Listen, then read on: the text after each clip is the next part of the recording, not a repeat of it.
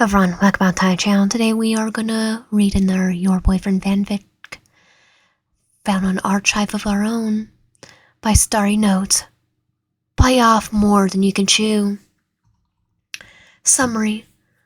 The most self-indulgent of self-insert power fantasies, spawned by the idea of what happens if I, someone with the least mouth grabs, the greatest hyperfiction, and the most screwed up empathy, guysy guide. For all you golf ball slipping people whose personalities lean towards the more screwed up, manipulative, and cunning, and find more other isekai YNs a little too soft, a little too obvious, and a little too morally sound. This is for you. Try putting by Truckun and roll with the punches, and you find yourself in Madeline's shoes. My very own buoyant self-insert, who's found themselves in the world of your boyfriend, and has decided to make the most of the situation and have some fun. Just try not to lose any once. That's definitely probably not gonna happen, because Peter, after all. Eternally, how would a fear kid with the world's greatest god complex survive or not survive a bunch of your boyfriend scenarios? To be fair, I just love isekai anything. Chapter 1. Take escapism and turn it unwillingly. It was a bit concerning how quickly you take into liking to this silly little game and its funky, not little golf ball man. For a short while, you weren't even supposed to be into it, having stumbled upon one of the animation memes with it in your early 17s and fall in love with the game's concept thanks to your undying weakness for yanderes, only to find out the community was very, very explicit, 18 plus. But you finally turned legal, and now you could fully indulge in the fandom without guilt. And that was exactly what you were doing now. Tumbling your way into the uni, with your nose buried in your phone and headphones blasted love taste as you power through yet another wonderful yet sadly unfinished fic. Another isekai one. This one adopted by one of your favorite writers after being abandoned like twice. This one was one of the more terrible ones by your standards. The designated YN was a little more rational, if terribly indecisive, but at least they weren't naive or oblivious. You just wish that they'll get a move on already. Why do isekai characters always delve and flat instead of abusing their knowledge? Instead, if it's a novel or a game they already know well? Even more, if they are already aware of the trope. If it were you, you play the characters like a damn fiddle, with so much hours of role-playing and writing and a couple drama classes under your belt. You probably blend in perfectly fine, not to mention an embarrassing amount of time you already spent fantasizing actually being in the world of your boyfriend, though perhaps finding the idea of being obscured by a yandere horn dog covering was more concerning than embarrassing. In any case, maybe you should just bite the bullet and write your own damn fic. A fic with a YN that's got their crap together. A YN who knows what the frick they're doing. A YN that isn't afraid to outright enjoy playing dirty and have some fun. A YN like, oh, Why is the world suddenly very sideways and very spinny? What's this pain burrowing into you? Could it be? As the world slows to a border of pain, you turn your head a moment to wait. You've been too distracted by your musings and the story, the world too drowned out by your music. You hadn't noticed the red of the crossing light as you moved on autopilot. The student or two near you would just a bit too distracted to put you back in time. This was it. You've been hit by a fast-moving vehicle. Your body sent flying across the road, your headphones doing nothing to protect you as you hit the traumatic head first with a sticking crack. Your phone falling out of your hands as you watch the 18-wheeler continue to spin its speed on by, boring, darkening vision. A single tear runs down your cheek as you smile, content. Godspeed, Truckoon. To your absolute delight, what follows is not the endless void of death, but rather the weight of a blanket spread across part of your body. A pill tucked against your head, and a warm beeping off your right. For a moment you can think that this was just a dream, one that would fade quickly from your mind as just a slight death scare, but then you focus more.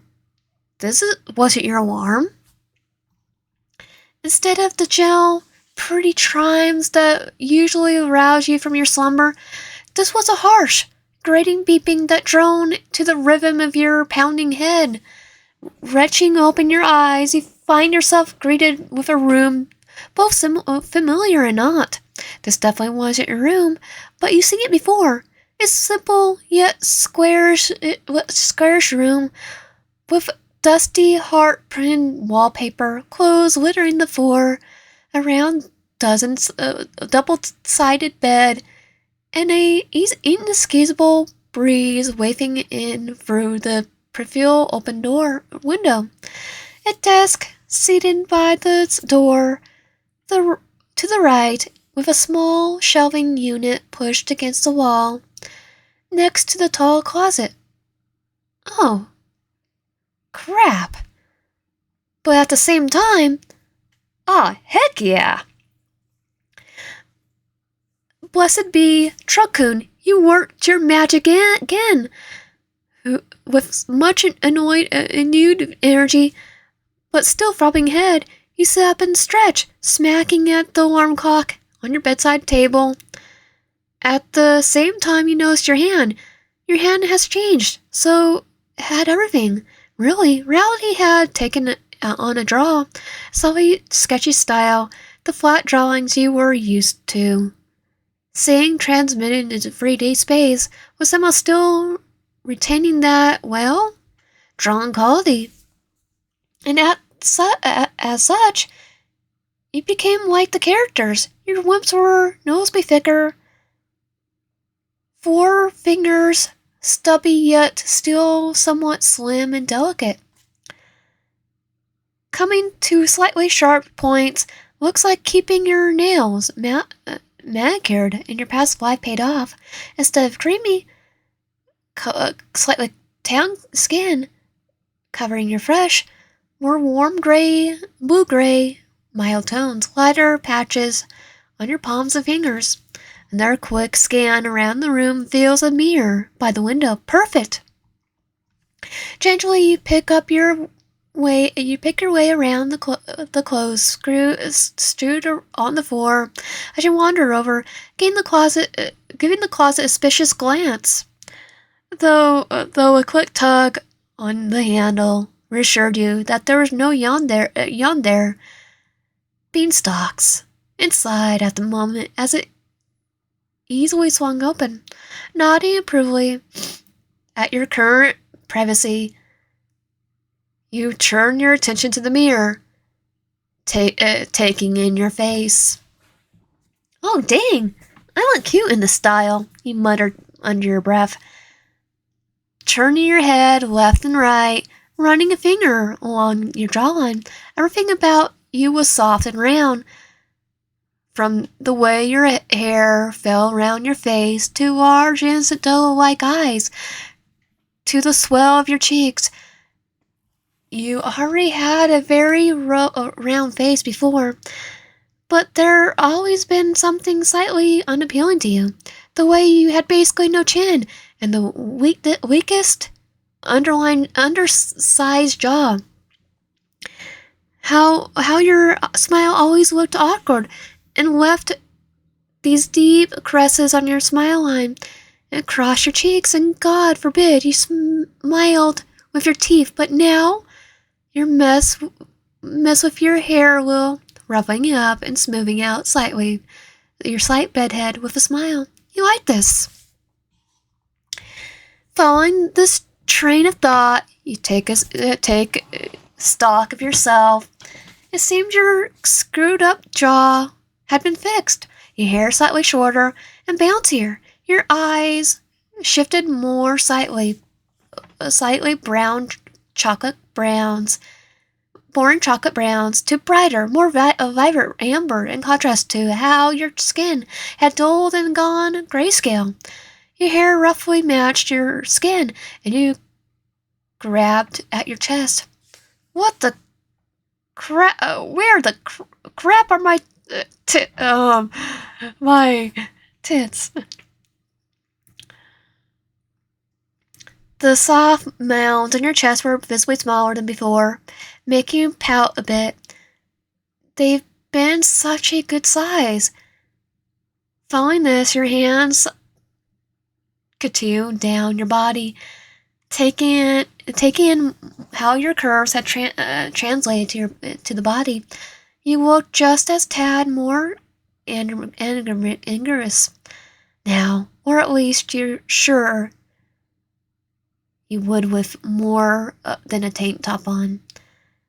Your hourglass-ish figure had softened, less pronounced, but still there, though your hips seemed a bit wider now, leading down to thick, sturdy legs that you could feel had little weight to them.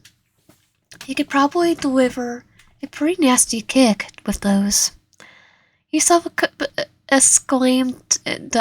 self-examination done, you shrugged and turned away from the mirror and searched for some clothes to shrug on over the tank top you woke up in. At least your stomach was a bit flatter, and your butt was rounder. You consider the fair trade-off for your titties. Okay, but be honest, mine are small, so I wouldn't be missing much. Okay, it seemed your body had transitioned smoothly. There's no dysmorphia collapsing in your bra, proving that your motor skills were fine, and dang, headache was still here, but it wasn't too distracting. It was time for a plan of action. All right, you breathe to yourself, glancing at your reflection again as you tug on some jeans. Game face, action chops. Your objectives are to have some fun and kick some butt. Don't die, and more importantly, don't lose your legs. Speaking your thoughts out loud, you organize everything. It was hard to get your thoughts into words. If they stayed in your head, nodding determinedly at yourself, you smirk at your reflection as you tug, and cinch your cap onto your head. You got this, you sexy son of a... First things first, getting your bearings. You had no idea where it was. Did you have work today? When did the game start? If it would, oh goodness, would you be bound by the game's logic? Or maybe you were even far back before Peter starts stalking you. It happened in a few fix. There's many variables at play here. You had to be ready for anything. Maybe you should brush up on faking and repressing motions. You had a feeling that would be useful here. Thank goodness you were a flexible person. It was like improv. Whatever came your way, you had to roll with it. Just take it one step at a time. A buzz from behind you. You would draw your attention back to your nightstand, where your phone sat on the screen, now lit up. A notification adoring it. There was a good place to start. Sitting back on your bed, you swipe up your phone, cling as you finally get a look at the time. Ew, it was only a.m. Gross. Waking up before 9 was never fun. However, your attention would quickly divert to the notification. A text from TK. How fun! You quickly opened the message, quietly thanking the Lord that your fingerprints would unlock the phone, though you had to reset the password itself later. You doubt it was the same as the one you had on your old phone. Digressing again, it was TK. It seems TK has sent a schedule. Hey, here's our time for next week. Since you're not in today. You feeling alright from yesterday? Oh, crap, something happened to Wayne yesterday? This was gonna be fun to talk to your way around. Maybe it was the source of this headache, and you were now cursed with. Oh, speak of. Well, what day was today? The game started on Saturday, so. Oh crap! It's in fact Saturday. Maybe that means you have a week before the game starts, or the game starts today, and you're crap out of luck to prepare. You were out of work.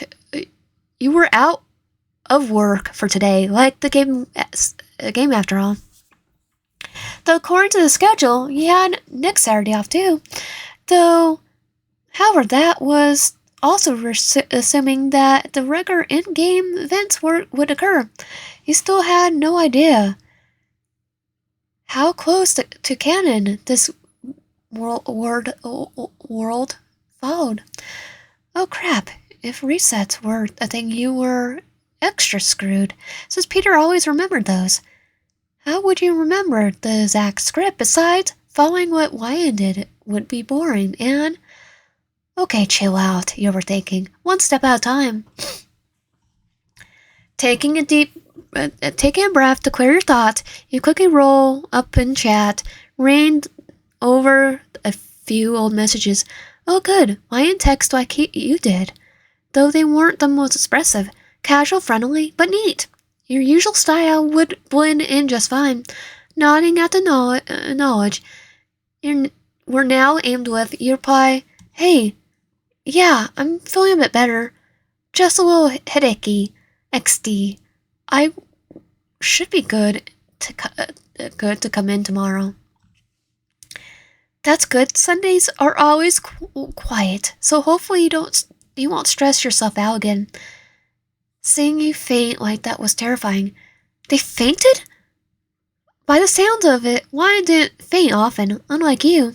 God, you hoped that if anything carried over, you're probably narcolepsy. Did suddenly fainting could screw you off so hard? It did seem to be different physically. What with having a slightly more athletic build, or maybe you wouldn't have all your health issues. How much of you was yourself, and how much was Wyan? Oh, God, you had to stop overthinking. You were just complaining about other Isekai protagonists being too anxious. Staying calm was harder than you thought. I'll be fine, really. If you're sure. Aw, TK, such a worry wart. With a small smile, you tucked your phone and stand. May as well see about meeting Lucy too. Stepping out of your room, you suddenly take in your surroundings. Emerged in an unseen corner from the background image, where there was a short hall, and to your and Lucy's bedrooms. To yours left, to your left was a kitchen, semi-separated from the rest of the room by the counter where the camera sat.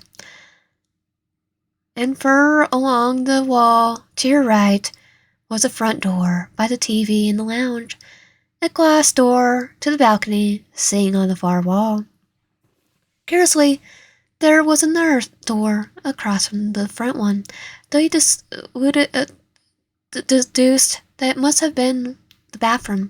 It was probably scared on the original background. It was a pretty big plant on the counter after all. Within the unfortunate kitchen was Lucy herself. She was managing the coffee machine, just pouring water into the mug of sweet coffee, caffeine. And speaking of sweet, Darian, she had a nice butt. Nice breast too. Okay, she just looked really cute. You could totally tap that if it wouldn't get her killed. Bless your by little heart. Besides, there are priorities you had to follow. I surprised don't get attached. Probing over with a small yawn, you smile at your new roommate. Good morning, Lou. He agreed, running over what you remembered about Lucy in your head. Unemployed. Smoker. God, please don't say she smoked in the apartment. If she did, God, your asthma. Besides, you're not... better not have carried over. Heavy on the flings, clubber, and reportedly made a darn good coffee. You hope that the last one was true. Or the fact that her asthma shouldn't be there. Definitely. I can relate, 100%. She looked over at you, giving you a friendly grin as she goes to open another mug. Hey, look, who's frying awake? I thought you would sleep in. After yesterday, you feeling alright? She was soft, low, syrupy, pleasing to the ears, and perfect reflecting her laid-back personality while still having a tinge of concern. You shrug, waving nonchalantly as you fall into character, leaning on the counter and watching your swiftly pair a second cup of coffee. Not just worried. No, just don't worry. I'm fine. Got a bit of a headache, but otherwise okay. Surprisingly, she seems suspicious, running a brow at you as she hands you your coffee. You sure, Maddie? You seemed pretty out of it yesterday. One night's rest doesn't sound like it's a cure feeling like you. I quote, hit by a truck. Oh, the irony. Not irony. What's that lion's end of you being blessed by trucking? Probably. It wasn't that bad. Well, I felt like it at the time, but really you and TK were worrying way too much. He tried to reassure Lucy, though her wording suddenly shoots through your brain. She called you by your Sona's nickname. You hadn't noticed it before, the nickname being so close to your own name that your mind had glossed over it by the second there, and it was definitely Madeline. It's not a nickname. But why was she calling you by, well, not your name? Being called YN, or even your real name, is expected by laws of Isekai, but the name of your persona? It was kind of nice. Madeline was a ideal version of you. But better. Everything you were. But were too afraid to show off. Everything you oppressed and couldn't slip into the mold they built over the years. Everything you realistically could be given by given the chance, and well, that what better opportunity was there than this? This was a fresh start in a world you could predict, with people you could wrap around your fingers. It could finally be you that you want, the you want to be. Oh crap! Wait. Don't get lost in thoughts now. Lucy was still talking. You smutter your growing reminiscent grin with the coffee as you tuned back into your roommate's words. Really, Matt. I know I haven't been the most consistent with rent, but you shouldn't kill yourself. Workings to make up for it. If I could see if I bum some cash off, but no promises there. She was rambling a little worriedly.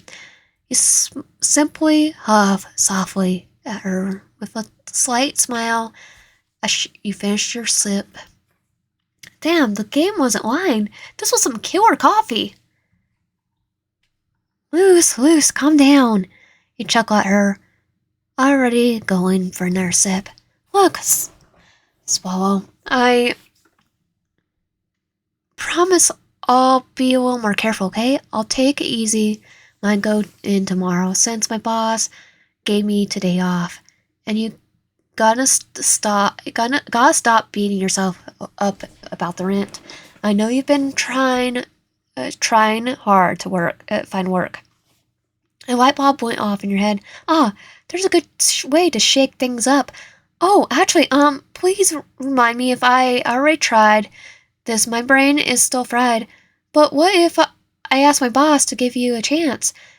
You make freaking bomb coffee, and having a barista around would probably be good for the diner. Your suggestion seemed to surprise her, as she glanced down at her coffee before looking up at you, seemingly hopeful. Wait, really? You do that? Oh, dang! You've been expecting Lion to have already suggested that, but they haven't. It was simply a simplest solution, wasn't Lucy struggling to find a job? So, given her a good reference at yours. Besides, not only could the diner actually be could use the extra hand, but if you recall correctly, but it was just the kind of thing to do. Come to think of it, Lion wasn't the most kind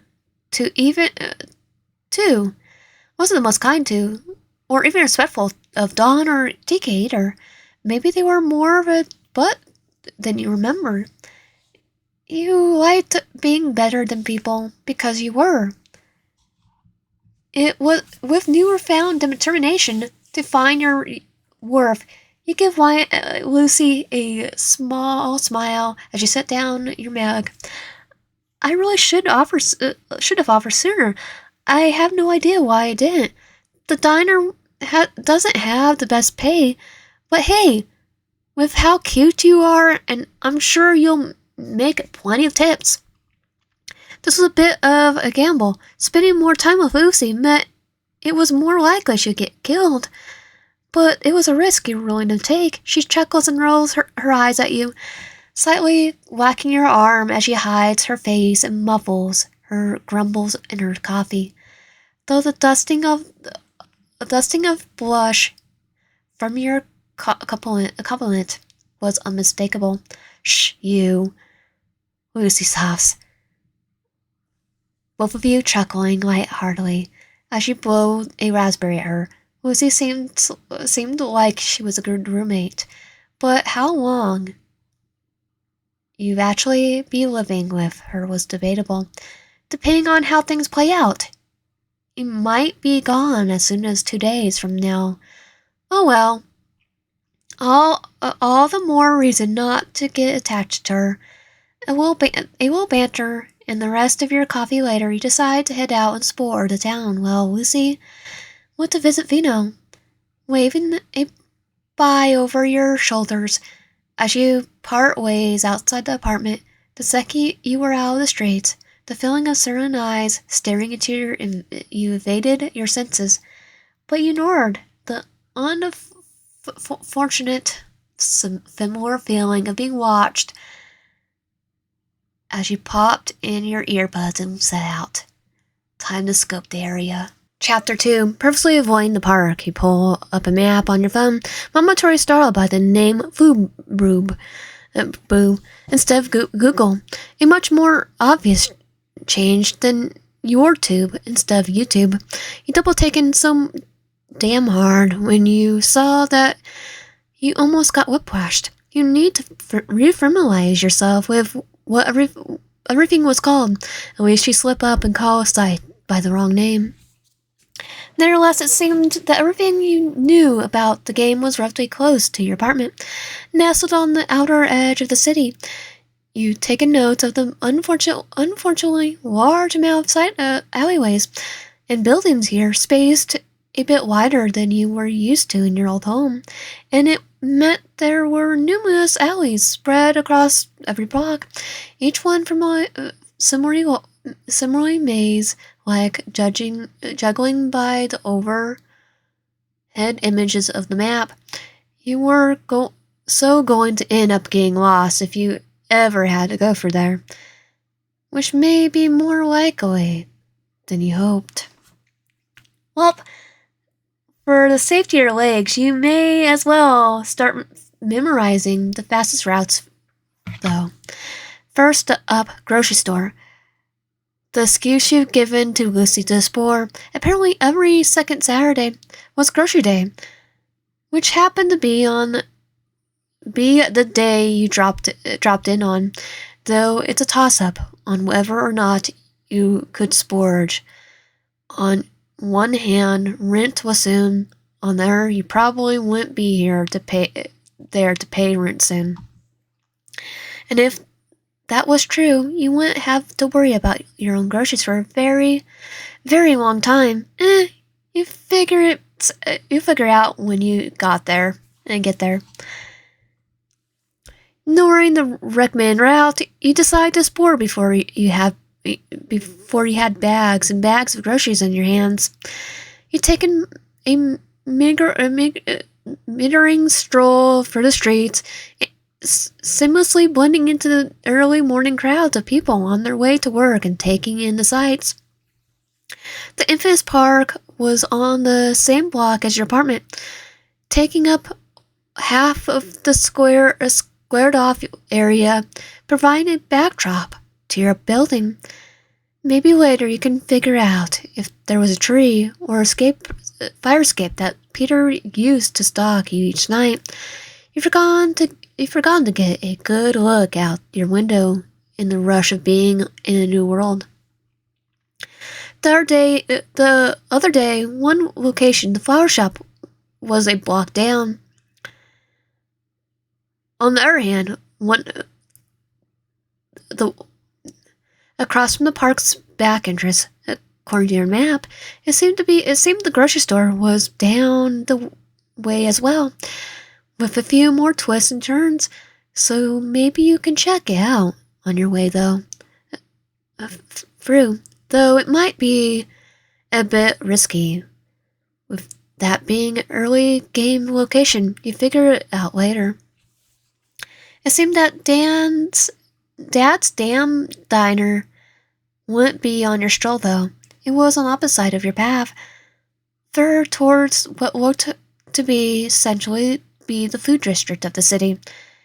If the copious amount of restaurants on the map was anything to go by, though scrolling through your phone, you also revealed a few more quaint locations, like a library and a toy shop, and an EB. No, sorry, YB games. Wait, damn, these brand changes being your boyfriend themed. Alas, with you not going down that way, it seemed you'll get a customary Prius for the games like you always did when you passed a game store in your own life. Curses. Speaking of kind of game locations, you spot where Peter had likely gone your coffee in one of the routes as you skirt around the outside of the park. A quaint little cafe across the road, roughly around the corner from the forest. Another place you'll check out later, potentially, and a place where you hide in plain sight as, judging by the number of people milling around about the tables, it seemed to be a pretty popular place. You pass by a number of other stores as you pass through what you now dub the shopping district. Hardware, electronics, a number of clothes stores, music. If you decide to pivot plans and focus on holding Peter off, then some of these places would be mighty useful. You could already see a number of heavy duty locks in the window of the hardware store. Hopefully things won't come to that. You've seen what happens when YN tries to fight back, and if it went very firmly against your objective of keeping your legs. But finally, with another cross street and turn over, you come to the grocer. Time to shop.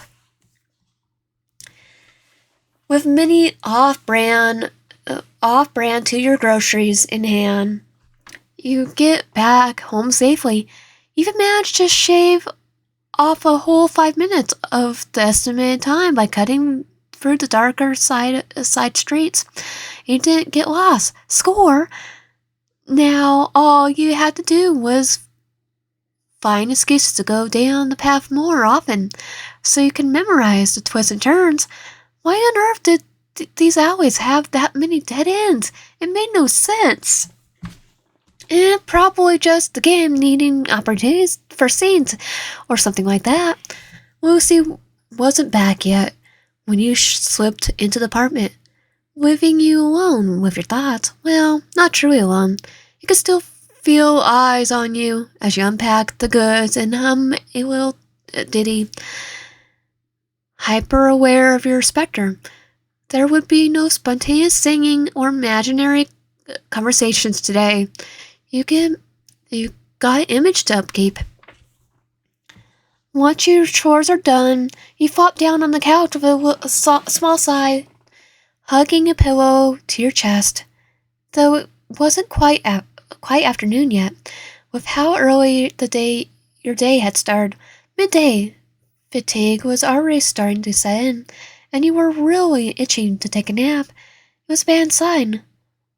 Daylight sleepiness and sleep attacks were a common symptom of your probable necromancy and stress fading condition. A stress fading condition, as the last thing you needed was faced with a stalker you probably need to run from at least once. There was not even touching. It's not even touching how vulnerable you'd be. But the sunshine coming through the balcony door was warm, and you've been moving around a lot lately. Lead was already setting in your limbs as your head droops forward a bit, fog covering your heavy yet way too light brain as your vision starts to blur. Yup, looks like it was happening. Sighing in registration, you take your phone out of your pocket with practice ease as you start a timer. You're moving slow and clunky, but precise from how many years of learning to remain coherent while drowsy. Sitting down on the couch, you allow yourself to relax as the world glows fuzzy, but never quite fades out, suspended in the limbo of a sensation that trapped you inside your own body. The lack of focus made it hard to keep track of time, or anything for the matter. It was kind of peaceful, actually. The world restrained to the fridges of your senses as nothing has filled the rest of the space. There's nothing to focus on, nothing to think about. A moment of fuzzy quiet, like static but softer. You weren't fully asleep, of course. That was like a catatonic state. Probably the cataplexy thingy-bob, if this was actually neuronopathy, or simply stage 2 to free sleep. And of course, that meant you still just barely registered the sound of the door opening. You didn't know how long into the quiet the noise pervaded, but it happened eventually, and it was soon followed by a light touch of your shoulder. The sound of the cessation was muffled, clear enough that you could tell it was a door and a person, but indirect enough that it was 50-50 toss-up if they come from Lucy returning home or Peter sneaking in through the balcony. The more you tried to focus your sleepy mind, it figured out, the more it seemed to slip away. They seemed to linger for a while. You couldn't quite tell when they moved from your shoulder to your face, half buried into a pillow, but it did eventually. At some point, it left your body entirely with a soft, muffled murmur, rumbly, but it was too smooth. Was it smooth too, or was it your muffled senses removing any or what? Too much thinking. The hand returned to your head briefly, and then there was nothing more to disturb you with your half slumber. Falling after what felt like forever, in no time at all, the weight lifts from your limbs and your mind clears, allowing a cessation and thought to flood back into the empty space so suddenly it leaves you with a familiar, slightly throbbing headache. Oh, freaking great! You mumble blindly, pawing for your phone and recoiling, lifting your head when you only swipe at air. Emily instant regret.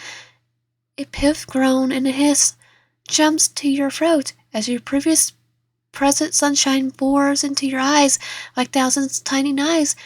That throbbing in your head turns into a pounding as you promptly bury your face back into the pillow.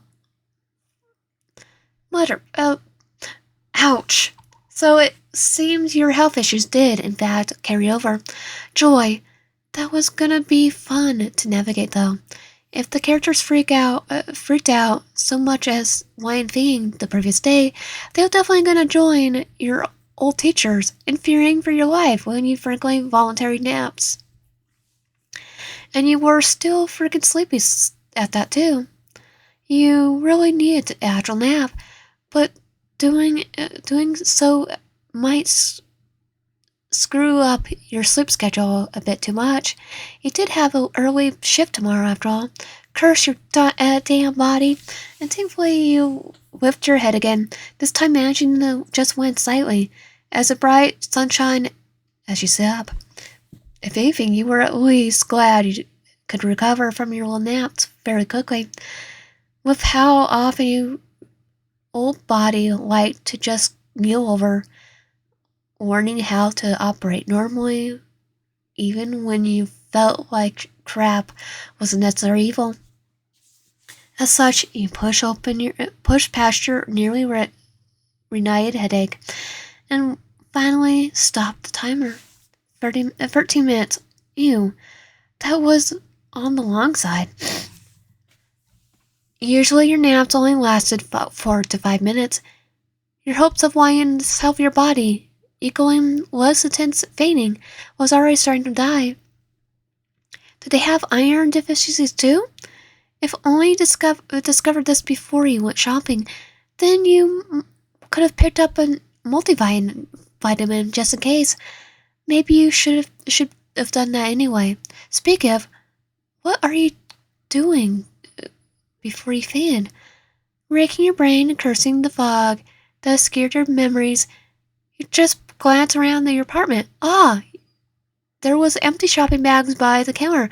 You just finished putting everything away. Right. You didn't think anything else happened. Nothing was moved or out of place. No other noises in the apartment. Crap, those touches on the very fringe of your memory, they must have been Peter then, right? Usually you chalk it up to slipping into REM sleep if you remembered sound or touch, but woke up with no one around. But you knew better than here. Never think anything is less than it seems. If something is suspicious, probably the lackey golf ball's doing. Then again, was the only one. There was only one sound you heard, two. The balcony door is closed.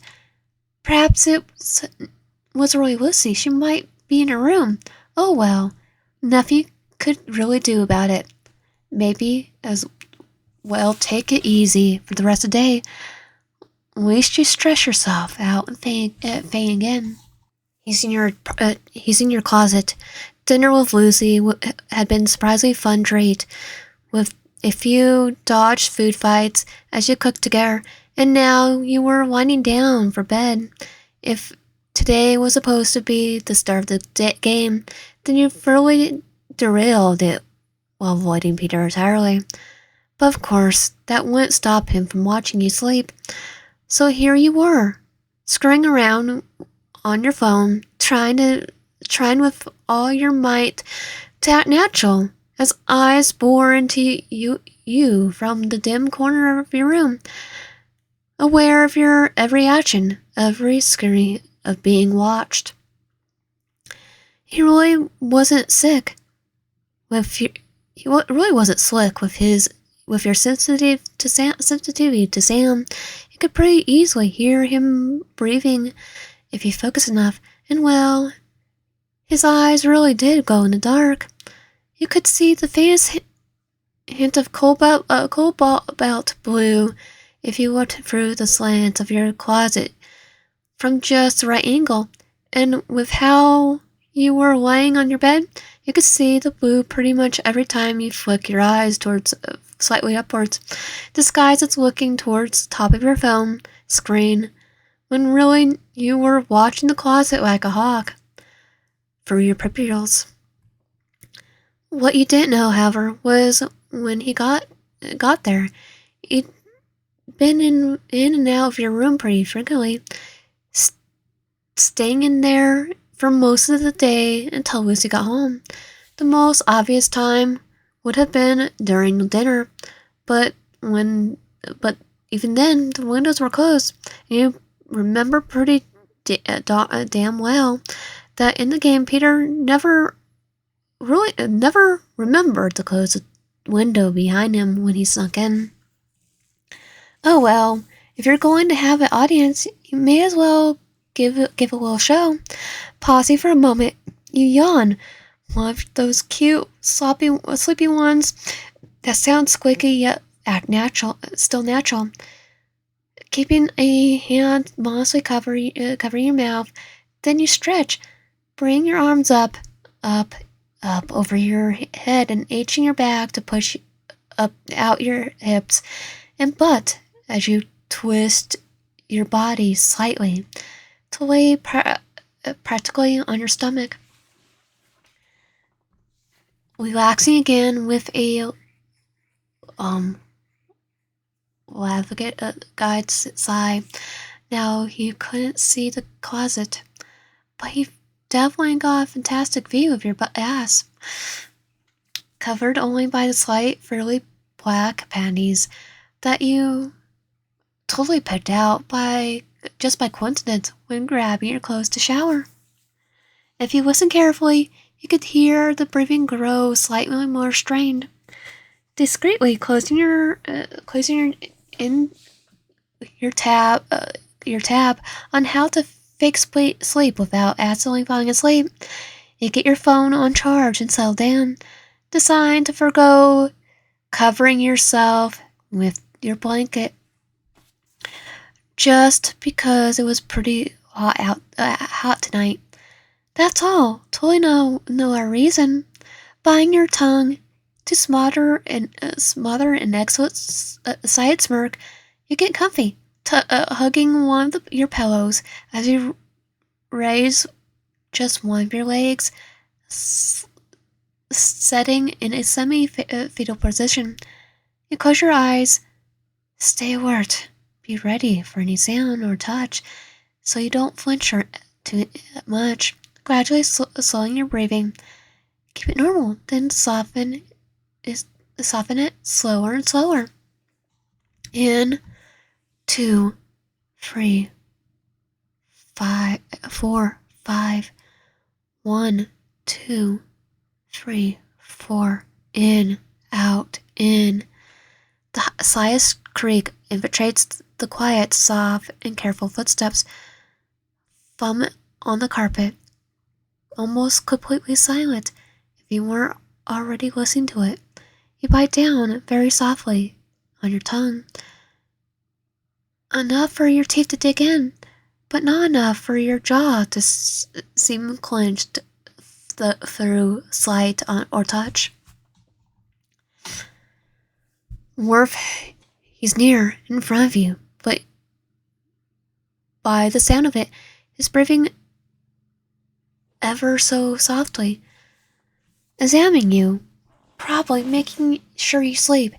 His breath fans over your face and makes a faint mint and nicotine, and you let your face twitch ever so slightly at the feeling of being relaxed, before relaxing again. His fingers, then his hands, come to rest on your cheek, his thumb gliding over your skin as he leans in a little more. The feeling of his breath growing stronger. You don't react. Suddenly convinced that you're unconscious, he breathes out a small sigh before pushing closer still, pressing a soft kiss to your forehead. His lips are soft, if a tad bit dry, with beads of moisture at the corners. He continues peppering more and more little kisses all over your face. His breathing glows just a little heavier with each one as his hand moves from your cheek to brace against the bed. The mattress dips under his weight. Then he speaks. You're such a tease, darling. Freaking Christ. His voice was so damn low. Practically a rumble as he whispers against your skin. You bite your tongue just a bit harder, finding a flushed smile. Oh yeah, that was good. He always had a thing for voices, and Peter was hitting all the right notes. You could already hear him growing possessive. Him growling possessive nothings against your ear as he... Right, focus. You couldn't let him know you're awake. That's a one-way ticket to being confirmed, and you'd rather not experience that on the first damn night. Calm your tits. Firsty person. Who were you? Lucy? Actually, all things considered, you're probably worse than Lucy, but the point still... Oh, sweet Jesus. Was that his tongue? You were properly stamped out of your thoughts as something warm, wet, and almost tendril, like trails your neck, teasing the sensitive skin and making you shiver involuntarily as its lips follow, pressing against the calm of your throat with a small moan from Peter. Crap. Cold red. Your neck is super sensitive, and it's getting very hard not to flinch or squirm. Keep it together, woman. You knew he would be super affectionate at night, but maybe you weren't completely prepared for what that really meant. Large, callous, gel hands push your shoulders, rolling you onto your back as the mattress dip sounds, and you fight to stay limp. Your nerves set aflame as you feel blushes of his jean against your legs. Every touch against your skin, suddenly and overwhelming. He was kneeling over you, breathing a bit heavy. You could feel his eyes boring into you. His hands move, going down your breast and squeezing softly, running his hands over the pecky. His hands move, going down to your breast and squeeze softly, running his thumbs firmly over the pesky flesh. Oh, that one's kind of nice. He certainly seemed to know what he was doing. His touch was teasing and not all rough, like basically every man or woman to ever touch. He's gentle microtransactions. His gentle touch continues, moving further down to hold your waist so you can feel him shift above. You lean down to press a soft kiss on your forehead. Take a nap right out in the open. While you were home alone, so tempting, another kiss. This one on your cheek. You've been so sleepy lately, darling. Is the day-to-day finally wearing you down? If only I could take care of you. It seemed he was pretty talkative, and you were content to listen to the little rumble of him rambling as he peppered you in kisses again, occasionally sliding his tongue over your skin and make you bite back the shiver of wetness. Then he grinds his hand against your hips, and you fail to stop yourself from tensing up, the tiny squeak resulting from the tightening of your throat. Pierce stops dead in his tracks. Double crap. You let yourself hold the tension a moment longer before forcing yourself to relax again. Don't corner from me. I swear to frickin'. Please don't. The gentle sigh of a leaf escapes Peter's lips, and then he goes back to what he was doing, though much more softer this time. He must have thought that he wasn't. It almost woke you up. Phew, bullet dodged. God, darling, don't scare me like that. You don't need to be so fussy. I promise I'll be gentler. This way he spoke, as if he were awake, was a bit odd. To be honest, though not at all unexpected, it was also not all that important. In the grand scheme of things, especially not in the comparison to the sound of a zipper cutting sharply through the quiet of the night. Uh-oh. Rustling more shifting above you, combined with the hiss of a belt sliding out of the hoops, and fabric being discarded. His touch on your leg returns, but it's slightly cool, bearskin instead of dim this time. Uh-oh. This is going to be a long night.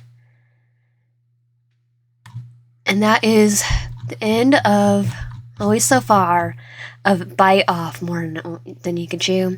I did have to cut out a little bit towards the end, just to be safe on the YouTube's end with their guidelines. So if you like my content, please subscribe if you haven't already. Comment down below and like the video, and I'll see you guys next time.